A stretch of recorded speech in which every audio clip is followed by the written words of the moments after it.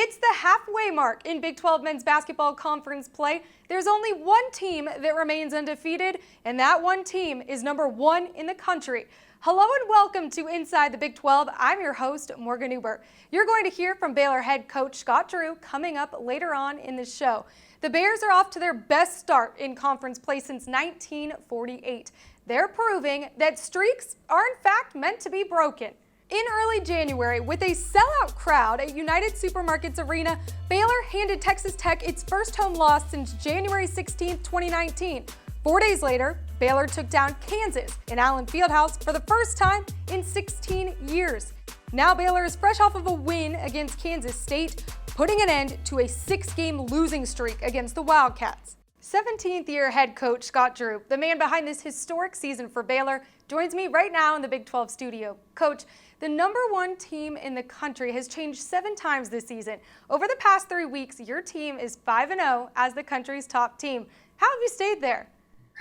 Well, first, it's really tough in conference play, as we all know, and especially in the Big 12. You look at the last 6 years, it's been the number 1 ranked conference RPI-wise, and everybody knows why it's such a great league. And the number 1 league has been because top to bottom, there's no easy games. And our team has really bought in with just concentrating, focusing, and trying to go 1-0. And we've been able to do that 5 times, so that's why we're still number 1. This team is made up of your past 3 recruiting classes, and in the Big 12, of the 10 teams, those classes ranked 10th, 7th, and 8th respectively. How have you been able to be this successful? Well, I think first and foremost, our staff's done a great job in evaluating who we feel would fit in with our culture and who we thought would do a great job representing Baylor University. And we thought we could help as coaches develop and improve and play together and form a team. So really credit the staff for that, and then really credit the players for all their hard work and determination. They've earned all this, and they've done all the hard work on the court. And it's a blessing seeing that hard work rewarded by their efforts. Any given night, any of your 5 starters have the ability to take over a game and be the team's leading scorer. How has this depth opened up your offense this season? Well, I think first and foremost in the Big 12, you have to have different options. You have to, we call them weapons, people that can score and help you win. And the reason is the defenses are so good. Coaches are so good. They do a great job in taking away easy sets or opportunities for people to score. So not everybody's going to have a great shooting night. So you have to have different people who can step up and score because it's too hard to rely just on 1 or 2 players. And then the next thing is you have to have a team willing to share the basketball. And when it's not their night, instead of forcing shots, do a good job in getting other people shots who are on. So they have to be unselfish. They have to put the team first. And we've been blessed to have guys do that so far. On the other side of the ball, you've primarily been a zone team historically. However, this year, you're exclusively man-to-man and ranked number 5 in the country in terms of your scoring defense. How have you been so effective with the man-to-man D?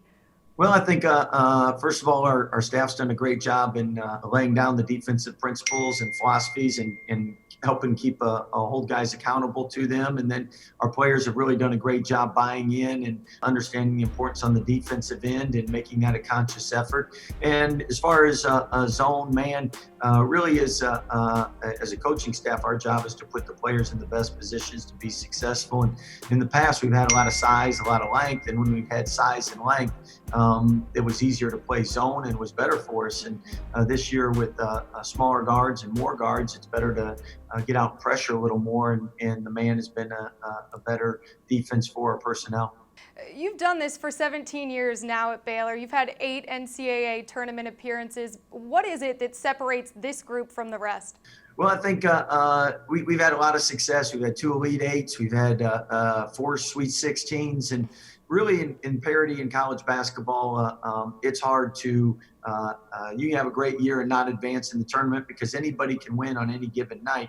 The one thing with this group so far is consistently we've been the best defensive team analytically that we've had. And what that's allowed us to do when you guard that well every night, it gives you a chance to win when you don't shoot well. And thus off to a 20-1 start, same start we had in 2012. So we'll see how things play out, how they finish. And as we all know, everybody's 1 game away from a change in their season for the good or the bad. So you got to be ready to go each and every night.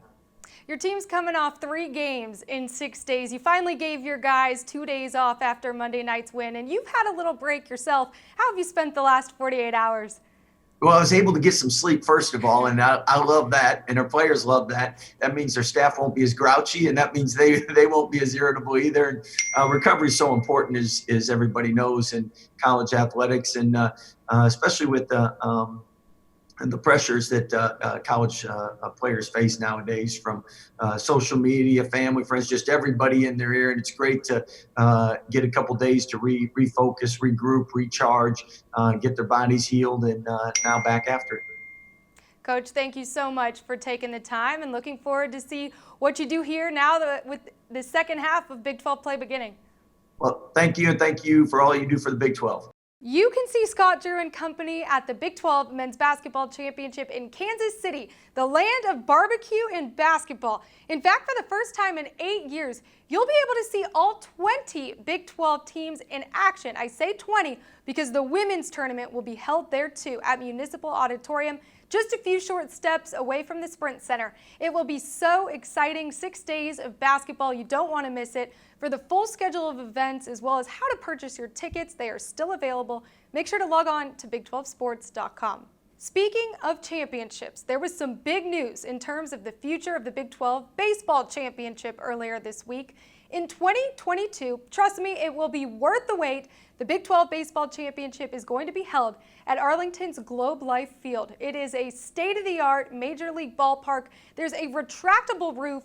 Fans won't have to wait out those rain delays any longer. Digital correspondent Aaron Pryor and I were there this week. He put together a great piece. You can hear from Commissioner Bob Bowlesby, as well as former Oklahoma baseball player Steele Walker. Find that on YouTube, Twitter, Facebook, on the Big 12 website. However you consume Big 12 digital video, make sure to check it out. And I leave you with this photo. Now, isn't this a great look? The hard hats, the goggles, the orange vests and all. Sorry I couldn't take any of it back with me to look like that here today. Thanks so much for watching, and I'll see you back here next week for another episode of Inside the Big 12.